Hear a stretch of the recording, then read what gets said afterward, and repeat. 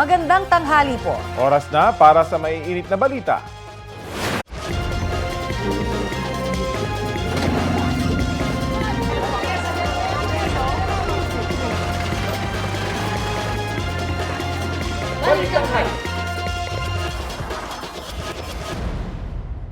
Bagong taon na.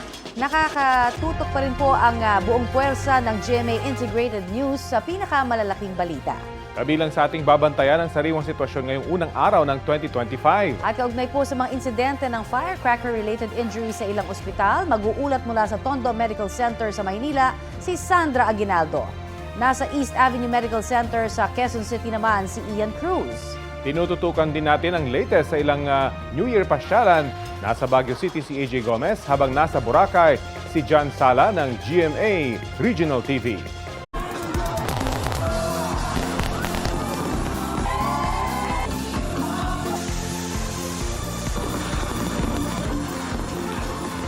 Dahil po sa mga pagpapaputok para sa pagsalubong sa bagong taon, may mga kinailangang isugod sa ospital matapos masabugan ito.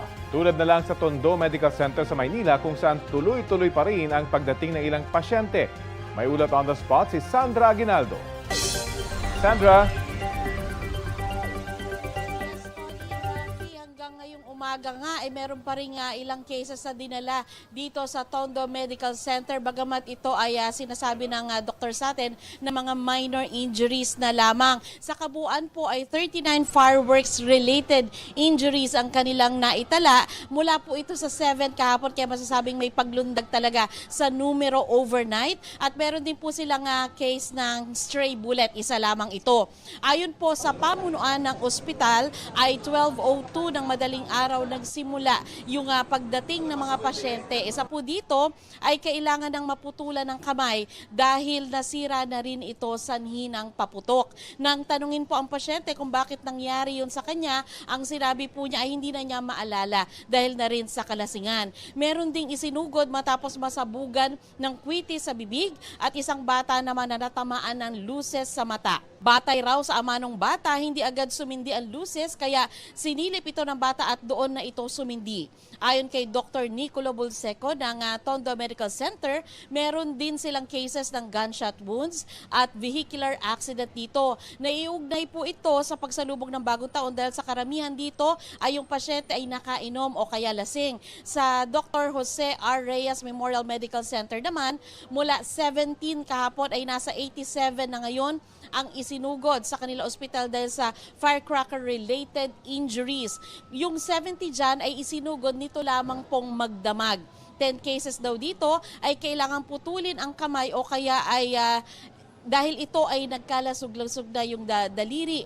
Ayon kay Dr. Wenceslao Lauderes, ang medical chief ng ospital. Nag-update din po tayo mula sa Philippine General Hospital at sinabi po sa atin na 11 cases naman po ng firecracker-related injuries ang naisugod doon sa magdamag.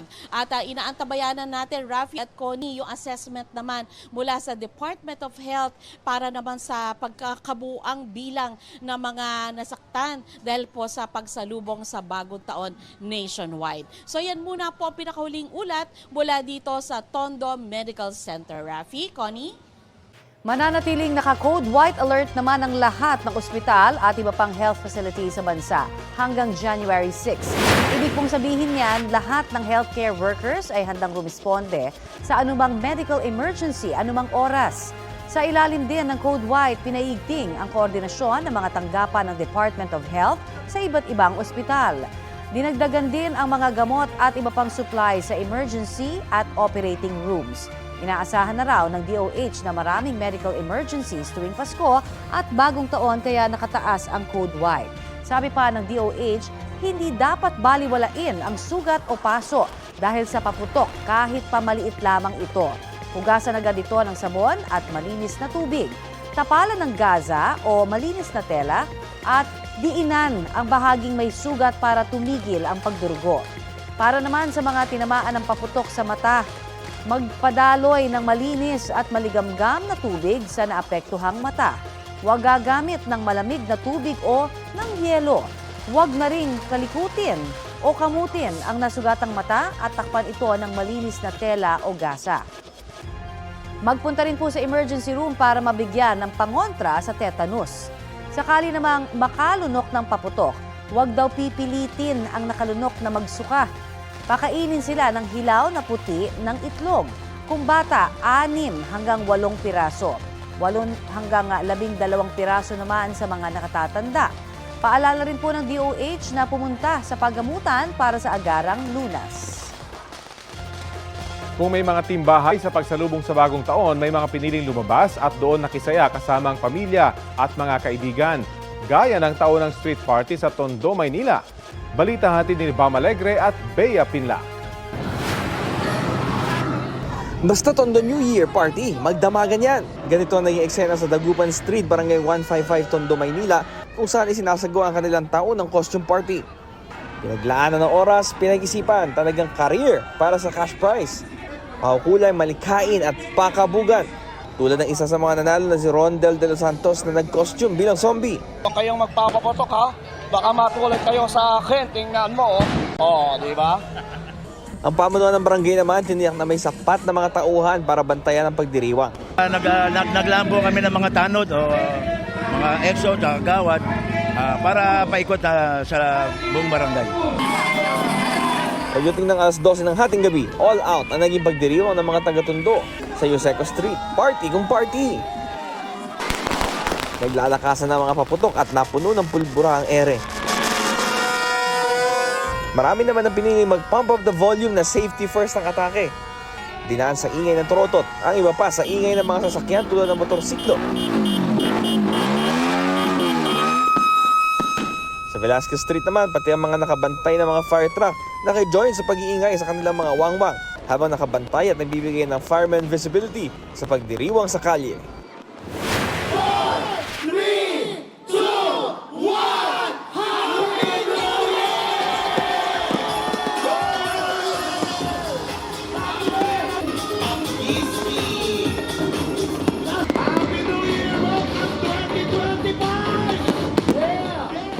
Napuno ng kulay ang kalangitan. Masasayang hiyawan at kantahan sa iba't ibang sulok ng lungsod, malalakas na kantahan, tunog ng torotot at iba pang paingay sa mga kalsada at kaliwat ka ng handaan ng mga pamilya at magkakabarkada. Kanya-kanyang gimmick ang mga taga Quezon City para i-welcome ang 2025 with a bang. Sa Quezon Memorial Circle, libo-libo ang nagtipon para makiisa sa New Year Countdown. Nakijamming sa performances ng ilang OPM artists at nanood ng makulay na fireworks display. Si Nanay Virgie, kahit senior citizen na, nakakasabay pa rin sa mga tugtugan at kasiyahan sa countdown. Kasi masaya dito. Matakot kami sa patok-putok mga bata. Kaya dito na lang. Taon-taon kami dito Maganda dito kay masaya. Ang ilang apo niya, inabutan na nga ng antok kakahintay sa New Year. Matulog lang dito. Magdala-dala kami ng mga sapin. Tapos pagkain. Mayroon lang. Ang pamilya ni Lorraine dito na rin naglatag ng medianoche nila. First time daw nila na hindi team bahay ngayong salubong sa New Year. Para magbago yung namin, yung pagse-celebrate namin. Tsaka gusto rin kasi namin manood nung ngayon, yung ma-experience yung year-end party. Kakaiba talaga kasi nandito kami lahat. Tsaka merong mga banda. Mahilig din kasi sila sa banda, yung mga bata mahilig Ang iba naman, pinasigla ang mga kalsada at bahay nila sa pagsalubong sa bagong taon. Kahit simple lang daw ang handaan, ayos na basta't kasama ang mga mahal sa buhay.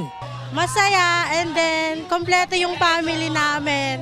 Kahit na konting salo-salo lang kami, masaya kami ngayong taon. Walang nagbabago sa ingay namin. Kasabay ng kabi-kabilang ingay, ang pag-asam na naway matupad ang mga hiling ngayong 2025. Maskin walang pera, basta masaya. Walang sakit. Sama-sama pa rin. Wala naman na kasi parang okay naman na lahat Maging okay kaming lahat. And makagraduate ako ngayong taon. Bea Pinlock, Bam Alegre, nagbabalita para sa GMA Integrated News. May 18 kaso na ng indiscriminate firing o iligal na pagpapaputok ng baril sa pagsalubong sa bagong taon. Batay po yan sa datos ng Philippine National Police as of December 31 kahapon.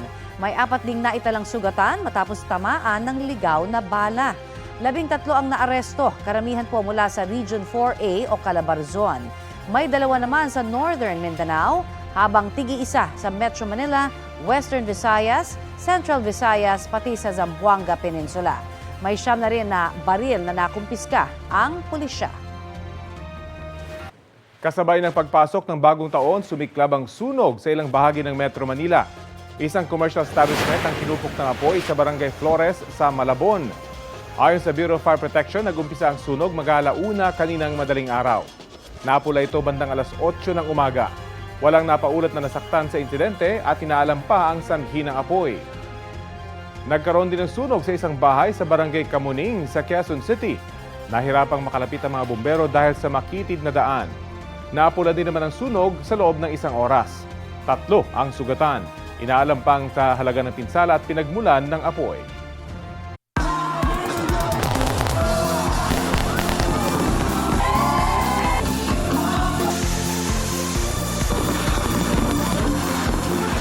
Matapos ang pagpapaputok at mga fireworks display sa Maynila para sa pagsalubong sa bagong taon, binalot ng makapal na usok ang ilang lugar gaya ng Divisoria kaninang madaling araw. Gayon din sa bahagi ng Jones Bridge papuntang Padre Burgos Avenue. Namuo ang smog kasabay ng pagbuhos ng katamtamang ulan. Ang smog ay nabubuo dahil sa polusyon sa hangin gaya ng usok galing sa mga paputok. Babala ng mga eksperto, delikado yan sa kalusugan lalo na para sa mga may asthma at posible ring magdulot ng cancer. Balita hatid ni Bernadette Reyes. Nagaganda ang fireworks display. Ihaw-ihaw ng barbecue at pagbubukas ng makina ng mga sasakyan tuwing salubong sa bagong taon. Pero ang mga nakagawian nating ito, malaki pala ang epekto sa kalusugan at sa kapaligiran. Ayon sa Air Quality Management Section ng DENR Environmental Management Bureau, kung ikukumpara ang salubong 2023 sa salubong 2024, base sa datos mula sa mga monitoring stations sa Marikina, Caloocan, Makati at Pateros, nakapagtala ng 243% increase sa PM10 concentration o mga pinong alikabok sa pagitan ng 12 a.m. hanggang 2 a.m. 150 micrograms per normal cubic meters lang ang katanggap-tanggap. Ito yung mga areas na marami hong activities na related do sa fireworks. May time na ang peak ay 12 midnight, pero may ng pagpapaputok ng ating kababayan, pero may time na hanggang alas 2, alas 3, mas tataas pa siya. Lalo na pag nag-settle na po yung mga pollutants sa ground level po. Ito yung air quality monitoring equipment na ginagamit ng DENR-EMB para masukat ang air pollutants sa kapaligiran gaya na lamang ng mga pinong alikabok. Merong 30 units kagaya nito na nakasetup sa 16 na rehiyon sa bansa. Babala ng DENR-EMB, may masamang epekto ang air pollutants gaya ng paputok at usok sa katawan ng tao pati sa kapaligiran. Mas delikado ito lalo sa mga may comorbidities tulad ng asthma at cancer. Itong mga fine particles na to ay maaring makarating o makapinsala sa ating bloodstream at sa ating respiratory system. At sa case po ng pagpapaputok, meron hong po yan, mga toxic substances na mga metal salts kung saan ito ay maaring mag-cause ng cancer or these are carcinogen toxic materials. At ngayong malamig ang panahon, maaaring mas mahirapan ng mga air pollutants na ma-disperse o kumala. Makatutulong raw sana kung uulan. Aming rekomendasyon po ay sundin natin po yung community-based na firecracker areas po, kung saan doon na lang ho tayo sa itinatalagang lugar. Kung mayroon ho tayong mga comorbidities at may kasama tayo, may comorbidity sa bahay, ay mas maganda kung wag na natin silang expose o wag na tayong lumabas din ho para hindi ho tayo ma-expose sa mataas na level ng polusyon. Bernadette Reyes, nagbabalita para sa GMA Integrated News. Nalubog sa baha ang ilang bahagi ng Davao City. Baha ang ilang kalsada kasunod ng mahigit 1 oras na buhos ng malakas na ulan. Tumirik tuloy ang ilang sasakyan. Pinatunog din ang sirena para ipaalam sa mga residente na lumikas na dahil sa posibleng pag-apaw ng sapa. May ilang residente ang pinalikas dahil sa taas ng tubig. Patuloy ang assessment ng CDRRMO sa mga napinsala dahil sa pagbaha. Ayon sa Pag-asa, ang pag-ulan sa Davao City ay dahil sa ITZZ o Intertropical Convergence Zone. Magpapatuloy ito ngayong unang araw ng 2025. Apektado rin po ang iba pang panig ng Mindanao, Visayas at Palawan. Shear line naman ang magpapaulan sa ilang bahagi ng Northern Luzon. Base sa rainfall forecast ng Metro Weather, uulanin ang halos buong bansa sa mga susunod na oras. Posible ang heavy to intense rain sa maaaring magdulot ng baha o landslide. Asahan din po ang ulan dito sa Metro Manila. Mga kapuso, sa pagpasok ng buwan ng Enero, posibleng may isang bagyo ang mamuo o pumasok sa Philippine Area of Responsibility. Ayon sa Pag-asa, may chance na maglandfall sa Eastern Visayas o Caraga Region ang potensyal na bagyo. Maaari po namang lumihis ito ng bansa.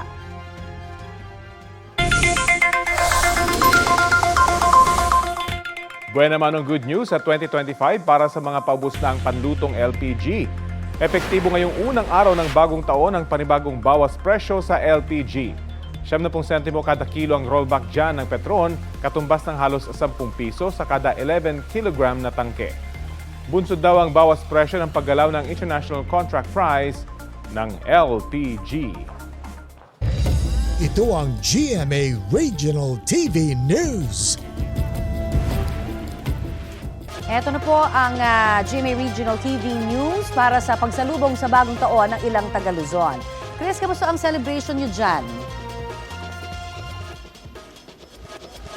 Connie, napuno ng kasiyahan ang pagsalubong ng bagong taon sa iba't ibang bahagi dito sa Pangasinan, pati na rin sa La Union. Yan ang balitang hatid ni Jasmine Gabriel Galban ng GMA Regional TV. Ilang oras bago ang pagsalubong sa bagong taon, sama-samang dumalo sa New Year's Eve Mass ang ilang Pangasinense sa Lingayen, Pangasinan. Taimtim na nagdasal ang bawat isa na sana matupad ang kanilang kahilingan. Ilan sa aming mga nakausap ang nagsabing sana suwerte ang dala ng taong 2025. Dalangin nila ang pagkakabuklod ng pamilya, magandang pangangatawan at kalusugan. Matapos ang misa, nagliwanag ang kalangitan dahil sa napakagandang fireworks display. Happy New Year! Napakaganda po na salubungin natin ang bagong taon with hope. We hope for something different. We hope for something new. We hope na mababago kung ano man yung sitwasyon natin for the better. Ang pamilya Martinez sa Lugaw, Dagupan City, animoy may concert. Anli kantahan with matching sayawan ng bawat miyembro ng pamilya. Wish ko po na magkaroon ng more blessings, good health. I hope that we can spend more time together as a big family, more events like this.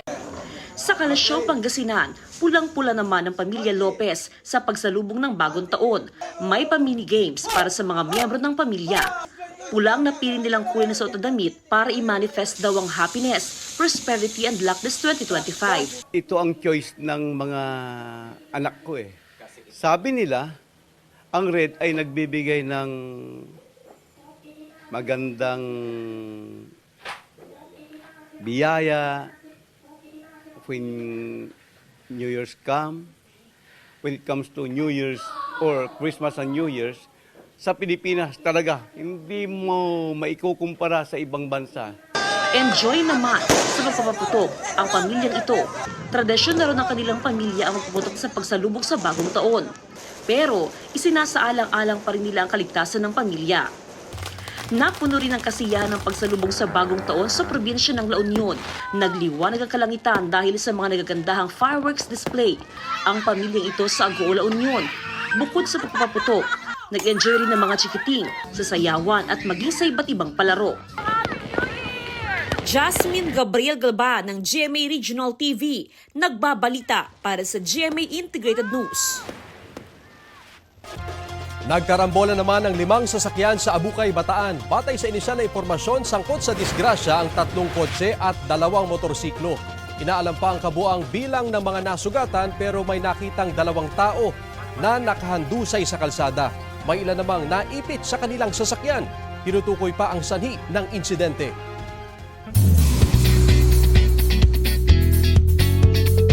Happy New Year mga mare at pare. Thankful ang ilang Kapuso Star sa mainit na suporta sa Kapuso Countdown to 2025 kahit naging maulan ang panahon. Looking forward din ang ilan sa kanila ngayong bagong taon. Balitang hatid ni Jamie Santos.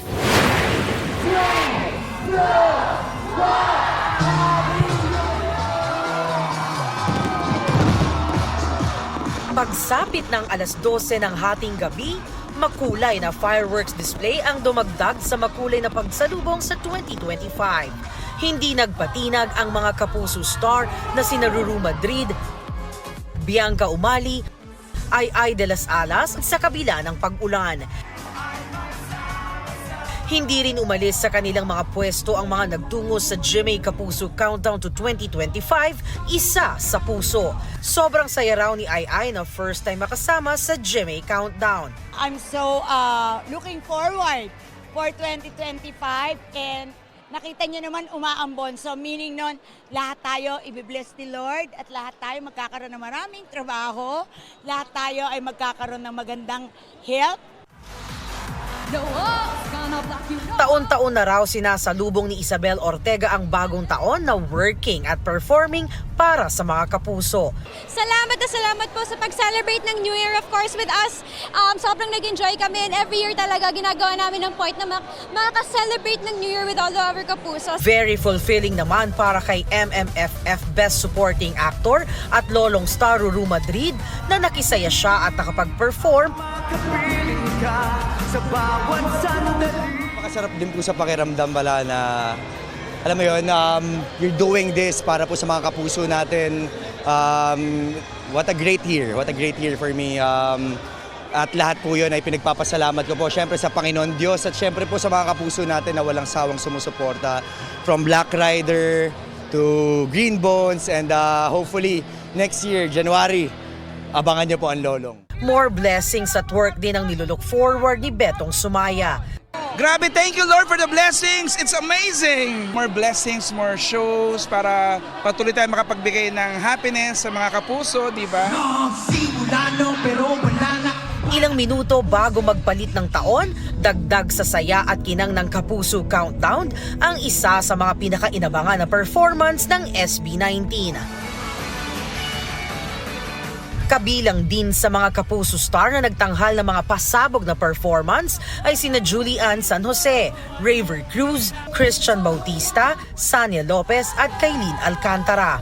Rain or shine, hindi natinag ang mga piniling sa Pasay salubungin ang kanilang bagong taon.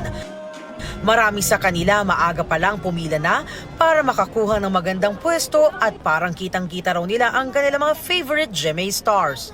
Tag-ilsan ka pa? Pilia Rizal po. Matagbak, so oras Pilia ka Rizal. dumating dito? Mga 10 a.m. po. 5:30 po kami ng madaling araw bumiyahe. As a student, syempre po, balik eskwela, stress na naman. So ito po yung stress reliever namin. Kasi po andito po yung mga idol ko. Sino ba ang iyong pinakakaabangan? SB19 po. Sinong favorite? Si Ken po. So anong feeling pag makikita na sila mamaya? Masaya po. So okay lang po kahit umaambon, ganito yung panahon? Okay lang po, basta po nakita ko po sila. Gusto ko lang naman po mag-explore ng bago kasi mas okay po sa akin na nandito po ako. Sana po lahat ng mga worst na experience ko, ma-reset na lahat.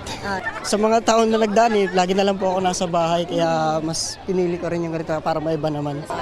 Para po ma-experience nila naman sa ibang lugar. Jamie Santos, nagbabalita para sa GMA Integrated News. Parehong sumentro sa pagharap sa mga pagsubok ang New Year's message ni Pangulong Bongbong Marcos at Vice President Sara Duterte. Binanggit ng Pangulo ang sunod-sunod na kalamidad sa bansa na naging hamon sa pagkakaisa at tatag ng mga Pilipino. Naway gamitin daw ang malasakit, tapang at bayanihan noong panahon ng sakuna para sa pagbangon at pag-unlad ng Pilipinas. Ang paghimok naman ng bise sama-samang harapin ng mga Pilipino ang mga darating na pagsubok sa 2025. Nagpapasalamat din daw ang bise sa mga kababayan nating patuloy na nagmamahal sa bansa at patuloy na nagsisikap na magkaroon ng mas magandang kinabukasan.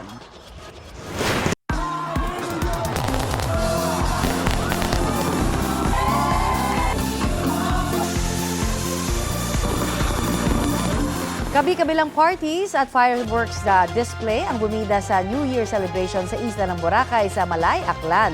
Pero tumambad din po ang mga basura matapos ang pagdiriwang. May ulat on the spot si John Sala ng GMA Regional TV. John? Connie, ulan ang bumungad kanina sa mga turista dito sa isla ng Boracay. Kaya nga yung mga nakasanayan na maaga pa lang na paliligo sa beach ay pinagpaliban muna ng ilan sa ating mga turista dito sa isla. Sa halip nga na si Haring Araw ay ulan ang sumalubong sa mga turista sa isla ng Boracay ngayong unang araw ng 2025. Alas 6 kaninang umaga nang nagsimulang umulan sa isla kaya naging kakaunti lang ang mga turistang lumabas at namasyal o nag-enjoy dito sa beachfront area. Mayroong mangilan-ngilan na naligo at tumambay pa rin kahit umuulan. Perfect daw kasi dahil walang ibang tao at parang nasolo nilang isla. Ang relaxed vibes ngayon sa beachfront area ay kabaliktaran naman sa naging senaryo kagabi na halos mapuno na nga ang lugar ng mga turista na nanood sa New Year's countdown at ng engranding fireworks display. Hindi nga binigo ng 11 hotels at iba pang mga establishmento ang mga turista dahil sa loob ng mahigit 20 minuto ay napawaw ang mga ito dahil sa ganda ng mga fireworks. Yun nga lang, kung anong kadami ang mga turista kagabi hanggang kaninang madaling araw ay ganun din ang mga kalat na iniwan nila sa beachfront area. Maaga pang naglinis ang maintenance team ng Malay Aklan LGU sa mga iniwang paper cups, plastics, wrappers at bote ng alak sa beachfront area ng mga nanood ng fireworks display. Panawagan ng local government unit ng Malay Aklan sa mga turista ay clay go or clean as you go at para mapanatili daw ang ganda at kaayusan sa Boracay Island. Narito po ang pahayag ng ilan sa aming nakapanayam. Ngayong umaga, it feels refreshing na umulan. We welcome by the rain and it's a blessing. Pero kagabi, grabe yung crowd dito. At saka, it's a new experience din sa family namin na pumunta dito. Dapat iligpit nila sa sarili, dalhin na sila sa resort para mabawasan yung basura sa beach, para hindi mapag-abutan ng umaga, para hindi naman tingnan ng bisitang marami dito palang basura sa Boracay.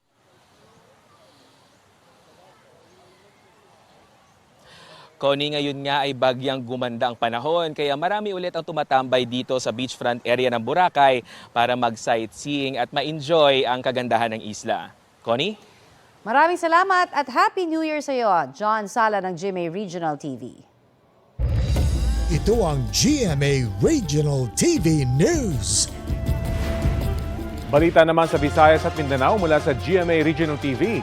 Mahigit 2 dekada nang may firecracker ban o pagbabawal sa mga paputok sa Davao City. Sara, paano naging pagsalubong dyan? Rafi, masaya at maingay pa rin naman ang selebrasyon dito sa Davao City kahit bawal magpaputok ang mga residente. Yan at iba pang pagsalubong sa bagong taon sa Mindanao sa balitang hatid ni Argil Relator ng GMA Regional TV.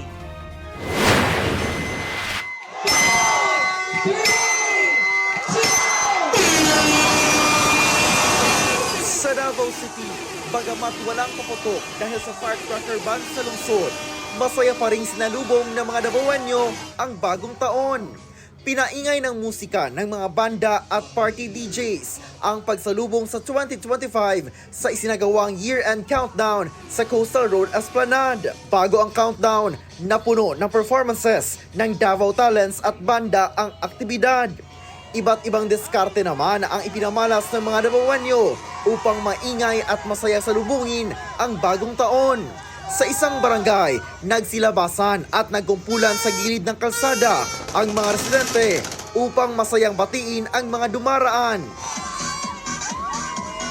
Party feels naman na nagsasayawan na ang mga magkakapitbahay na ito.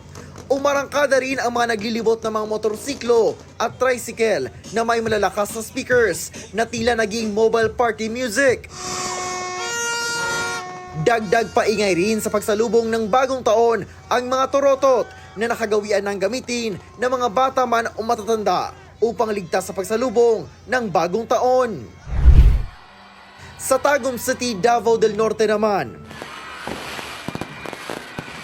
Nagsilabasan sa kani-kanilang mga bahay ang mga tagumenyos upang saksihan ang magarbong fireworks display. Isinagawa ito sa unang pagkakataon sa Tagum City Flyover. Namangha ang mga tagumenyo nang magningning ang kalangitan sa fireworks display na tumagal ng 10 minuto. Nakagawian na ng LGU Tagum ang pagsasagawa ng fireworks display sa tuwing pagsalubong ng bagong taon na dinarayo pa ng mga taga-kalapit na bayan. Bago ang countdown, may programang handog kung saan tampok ang song and dance performances ng mga kabataang tagumenyos. Masayang sinalubong ng iilang residente sa General Santos City ang bagong taon kahit may naranasan na panandali ang ulan sa iilang lugar. May nagpapaputok ng umanay regulated firecrackers at pyrotechnic. Sinabayan din ng mga alternatibong paraan ng pag-iingay tulad ng pagpukpok ng mga kitchen utensil. Ang iba gumamit ng torotot. Nagmistulang picnic ground naman ang Plaza General Santos dahil sa ilang pamilya na naghintay roon para salubungin ang bagong taon. Kwento ng ilan, enjoy sila magbanding kasama ang pamilya. Mas happy kasi marami nakikita. Mas gipili na mo dere. Mag-spend og New Year og magkaon-kaon. Argil Relator ng GMA Regional TV, nagbabalita para sa GMA Integrated News. Mga mare at pare, i-finlex ng Kapuso Stars ang kani-kanilang New Year celebration. Si Heart Evangelista ipinost ang New Year celebration with hubby Senate President Cheese Escudero and family. Instant cutie rin si Heart with her 2025 headband kasama si Mommy Cecile and Sister Camille. Family goals naman ng Legaspi family na nag-New Year sa Japan. Si Ashley Ortega ibinida ang bonding with co-Sparkle star Shuve Etrata with her 2025 headband. Si My Ilonggo Girls star Jillian Ward enjoy sa New Year karaoke. Update tayo sa mga sunog ngayong unang araw ng bagong taon. Kausapin natin si FAR Senior Superintendent Annalie Carbajal Atienza, Chief Public Information Service ng Bureau of Fire Protection. Happy New Year po at welcome back sa Balitang Hali. Magandang tanghali po. Happy New Year. Opo, ano po mga naging dahilan itong mga nangyaring sunog dito po ngayon sa Metro Manila? Ayon po sa data natin, ang nakikita natin dito ay electrical ignition pa rin po. At may pareho po yung 4. The rest po ay still ina-identify pa po ang cause. At wala naman pong firecracker-related na sunog? Over the evening hanggang kanina hanggang now, negative pa po tayo related sa firecrackers. Ang last po ay kahapon ng 12 noon. Okay. Kumpara po noong nakaraang taon, bumababa yung bilang ng mga insidente ng sunog sa pagsalubong po sa bagong taon? Yes po, meron po tayong 35 noong 2024 at 43 noong 2023. Ano po mai-attribute? Saan nyo pa kaya mai-attribute itong pagbaba ng sunog ngayong pagsalubong sa 2025?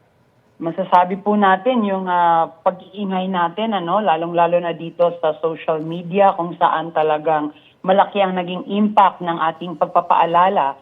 At ganoon na rin po yung collaboration with the local government unit and yung participation ng community mismo. So masasabi natin at some point, tumaas na ang kanilang kaalaman at nagiging lesson na po talaga yung mga hindi magandang nangyari sa mga iba nating kababayan. Pero syempre kulang pa rin po. So may room for improvement pa rin po for next year. Yes po, ganun pa rin po. Atin pa rin po itong i-emphasize, lalong-lalo na yung residential areas dahil majority ng mga insidente nitong nakaraang taon ay sa residential po. Okay, maraming salamat po sa oras na binahagi nyo sa Balitang Hali. Thank you po. Happy New Year. Ingat po tayong lahat. Sa agarang responde po, dial lang po 911. Thank you. Si FAR Senior Superintendent Annalie Carbajal Atienza ng BFP.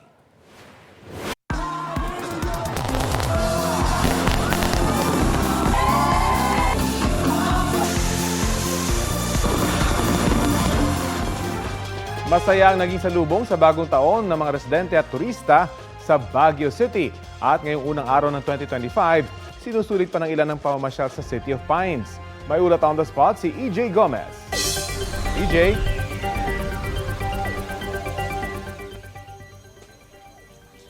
Rafi, Happy New Year, no? At dito pa rin tayo sa Baguio City. Kaninang umaga, medyo kaunti pa yung mga bakasyonista natin na lumalarga, no, sa iba't ibang tourist spots dito sa City of Pines.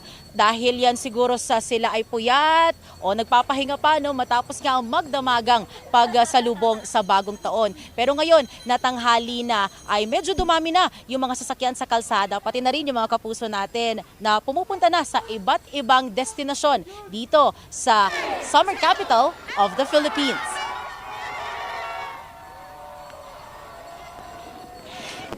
Nagsimula ang pagsalubong ng bagong taon dito sa summer capital of the Philippines sa halo-halong musika at sayawan sa DJ party sa Rose Garden. Ang mga chikiting, maging ang mga oldies, humataw ang ilang oras. Ay, nako! Ang mga chikiting, humataw, yes, ng ilang oras bago ang New Year. Kanya-kanyang picture din ng mga bakasyonista with their family and loved ones. Nagkaroon naman ng concert sa Melvin Jones Grandstand. Ilang oras din bago ang countdown. Meron ding sayawan, kantahan at mga palaro sa mga nag-abang sa bagong taon. Nagliwanag ang kalangitan pagsapit ng alas 12 ng madaling araw, ang opisyal na pagpasok ng taong 2025. Nag-enjoy daw ang mga dumayo rito. At ngayong unang araw nga ng taon, marami sa kanila todo pasyal na sa mga tourist spots dito sa Baguio City. May ilan pa nga na first-time visitors pa.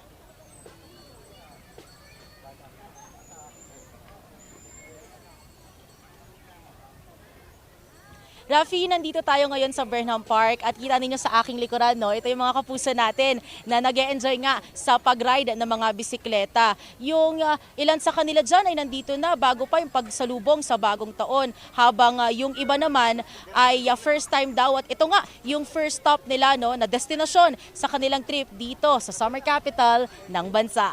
Happy New Year po ulit sa ating mga kapuso. Rafi? Maraming salamat, EJ Gomez. Bukod naman po sa mga biktima ng paputok, meron ding mga naaksidente at nasangkot sa gulo habang sinasalubong ang 2025 na dinala sa East Avenue Medical Center sa Quezon City. At may ulat on the spot si Ian Cruz. Ian, Happy New Year! Yes, Connie, kaka-update nga lang ngayon dito sa East Avenue Medical Center at mula sa 23 ay 24 na yung firecracker-related injuries na naitala dito sa East Avenue Medical Center dito sa Quezon City. At Connie, pinakabata dyan yung 9 years old na naputukan sa kamay ng unknown na paputok, habang pinakamatanda naman ng 61 years old na senior mula sa Bukawi, Bulacan na tinamaan ng whistle bomb. Sa ngayon ay hindi pa naglalabas ng comparative stats sa ospital kung marami ba ang naputukan sa salubong 2025 kung ikukumpara sa salubong 2024. Ngayong umaga, wala pang nadala na panibagong firecracker-related injuries dito sa ospital. Pero sa nakuha nating impormasyon, maraming aksidente na naganap sa kasagsagan ng pagsalubong ng bagong taon, gaya ng 11 anyos sa bata na nabangga ng motor ng nakainom na rider habang nanonood ng fireworks. Marami ring kaso ng stabbing at bugbugan kung saan isa sa pinakahuling dinala dito sa ospital ang isang lalaking taga Novaliches. Doon naman, Connie, sa Quirino Memorial Medical Center, dito pa rin sa Quezon City, sinabi ni Dr. Errol Gonzalez na simula December 31 hanggang sa mga sandali ito, nasa 70 na ang naitalang firecracker-related injuries sa ospital. Isa pa rin ang patuloy na naka-admit. Mas mataas ito sa naitalang 14 cases noong salubong 2024. So Connie, patuloy pa rin naka-standby ang mga medical personnel dito sa East Avenue Medical Center dahil nga may mga instances in the past na yung mga bata ay namumulot ng mga hindi sumabog na paputok at pinapasabog nila yan at yung iba nga ay na-aksidente. Pero sana wag nang mangyari yan para hindi na nga tumaas yung statistics ng naputukan dito sa East Avenue Medical Center. Mula rito sa East Avenue, Happy New Year sa inyo, Connie. Happy New Year din muli sa iyo, Ian Cruz, at maraming salamat. Update naman po tayo sa pagbabantay ng Philippine National Police sa pagsalubong sa bagong taon. Kausapin po natin si Police Brigadier General Jean Fajardo. Happy New Year po at welcome sa Balitang Hali. Magandang umaga po, Ma'am Connie, at Happy New Year po. Makikibalita lamang po kami, gaano ho karaming kaso ang ng paggamit po ng illegal na paputok, no, yung inyo pong naitala sa pagsalubong sa bagong taon? Yes, ma'am. As of 6 a.m. today po ay nakapagtala na po tayo ng more or less 1,360 cases of illegal possession, use and sale of firecrackers po. At ano ho ang kakaharapin ng mga nahulihan po nito? Ang mga kaso po na haharapin po nila ay violation po ng Republic Act 7183 po na meron pong penalty na more or less mga 20 to 30,000 po at meron din pong posibleng pagkakakulong na hindi po bababa ng 6 na buwan hanggang 1 taon po. Okay, at kumpara ho noong nakaraang taon ba, mas dumami ho ba yung mga firecracker-related injuries at mga nakumpiska po na illegal na paputok this year? Mas malaki po yung nakumpiska po nating mga paputok po ngayon compared po last year. Malaki po ang itinaas po ngayon. More or less nasa 593,094 po yung mga nakumpiska po nating firecrackers with estimated value po of 3.9 po. Ano ho bang nakikita niyong dahilan? Bakit ho sumipa kaya ngayong taon ito hong mas maraming bilang po ng mga nagpapaputok po ng mga illegal? Well, ang tinitingnan po natin dyan ay again yung mga tradisyon po talaga yung ating mga kababayan at talagang sinasalubong po nila ng paputok po itong pagsalubong sa bagong taon at hindi naman po nagkulang ang gobyerno po and even the PNP and Department of Health po sa pagpapaalala po na wag po sana tayong gumamit ng mga illegal na paputok dahil base po sa datos po ng PNP po ma'am ay nasa 297 po yung naitala po nating injured as a result po ng paggamit po ng illegal na paputok at isa naman po yung namatay po yung sa Region 3 particularly yung sa Kuya po Nueva Ecija po. Alright, marami po salamat sa inyong update sa amin. Yan po naman si Police Brigadier General Jean Fajardo. Thank you, ma'am. Ito ang GMA Regional TV News. 2 ang patay sa lumubog na motorbangka sa dagat na sakop ng Lawang Northern Samar nitong linggo. Natagpo ang palutang-lutang ang mga labi ng 2 babaeng edad 68 at 50. Kabilang sila sa 8 pasahero ng motorbangka na papunta raw noon sa isla ng Batag. Ayon sa investigasyon ng Lawang Police, walang pahintulot mula sa Philippine Coast Guard ang paglalayag ng naturang motorbangka. Masama raw ang panahon noon sa dagat at naglalakihan ang mga alon. Ito raw ang naging dahilan ng paglubog ng motorbangka. Ligtas naman ang iba pang 6 na sakay ng motorbangka. Tambak-tambak na basura ang tumambad sa ilang bahagi ng Metro Manila sa unang araw ng bagong taon. May ulat on the spot si Bernadette Reyes. Bernadette? Rafi, sa bahagi ng Taft Avenue southbound sa Libertad sa Pasay, tambak ang mga basura mula sa pamilihan. 4 na truck ang nakolektang basura mula ng simula nila ang paglilinis ilang oras lang matapos ang putukan. Bandang 7:00 naman ng umaga ay binuksan na muli ang sinarang bahagi ng kalsada. Samantala sa kahabaan naman ng Recto Avenue sa Maynila, tumpok-tumpok na ang basura. Sa Divisoria, lagpas tao ang naitong basura gaya ng mga gulay at prutas. Maaga pa lang daw nagsimula ng maglinis ang Department of Public Services ng Manila City Hall para agad mahakot ang mga basura. Samantala sa kahabaan naman ng Rizal Avenue sa Caloocan, isang hilera rin ng basura ang makikita. Sa Quezon City Circle naman, kung saan nagkaroon ng New Year countdown, may maayos na garbage disposal kaya agad nalinis ang kapaligiran. Yan muna ang latest mula sa pag-iikot natin. Rafi? Maraming salamat, Bernadette Reyes. Dahil ngayon din po ang huling araw ng mahabang holiday, sinusulit na po ng ilan nating mga kapuso ang pamamasyal gaya sa Luneta. At may ulat on the spot si Ivan Mayrina. Happy New Year, Ivan! Connie, hindi napigilan ng bahagyang ulan ang ilan nating mga kababayan para mamasyal dito sa Luneta sa unang araw ng bagong taon. Sa ngayon, Connie, nakikita natin lalo pang dumarami ang mga kababayan natin nagpupunta rito at nakakatulong yung makulimlim na panahon para maging mas komportable ang kanilang pamamasyal. Tulad ng tradisyon na ng maraming Pilipino, sinasamantala ang New Year's Day holiday ng ilan para magsama-sama bilang isang pamilya na mamasyal dito. Ang pamilya Cordon na mula pa sa Laguna, naka-matching t-shirts pa na nakita natin kanina at nagbaon ng pangsalo-salo para sa kanilang picnic ngayong araw. Ito raw ang kaisa-isang araw na magkakasama sila na buo na bilang isang pamilya at mahalagang araw ito na hindi pwedeng palampasin para mag-bonding. At para naman sa mga pinagpala ng may masayang love life, dito rin piniling mag-date. Ang masayang pagsasama buong taon, sisimulan sa isang araw ng bonding sa unang araw ng taon.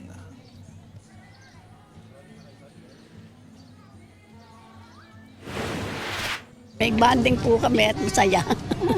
Ito, pag ito pagkakataon, kami sama-sama pasalan sa lahat. Pumunta ng Luneta, pumunta kami sa aking apo na sa Pasay.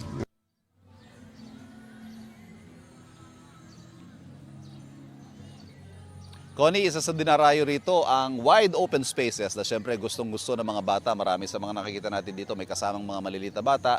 Patakbo-takbo sa rito, malakas ang loudspeaker na nagpapatugtog ng mga Christmas songs. At mamayang gabi, maaaring magkaroon din ng lights and sound show dito sa Luneta na isa rin sa mga dinarayo rito. Hanggang alas 10 po ng gabi, pwedeng mamasyal dito sa Luneta ngayong unang araw ng bagong taon. Happy New Year sa iyo, Connie. Happy New Year din sa iyo, Ivan, Mayrina, at maraming salamat. Samantala, sa ilang ospital naman sa Metro Manila, sinalubong ang countdown para masilayan ng mga tinaguriang New Year babies. Sa Dr. Jose Fabella Memorial Hospital sa Santa Cruz, Maynila, 4 na sanggol ang isinilang mula kaninang alas 12 ng hating gabi hanggang alas 5 ng madaling araw. Kabilang dyan ang si Baby Alea Jade na isinilang ng first-time mother na si Leia. Alas 11 pa lamang daw ng umaga nitong December 31st ay nagle-labor na si Leia. Napawi raw ang pagod at sakit niya nang makita ang kanyang baby girl. Ayon sa pamunuan ng Fabella Hospital, nasa ligtas na kalagayan ang mag-ina at sanggol na isinilang.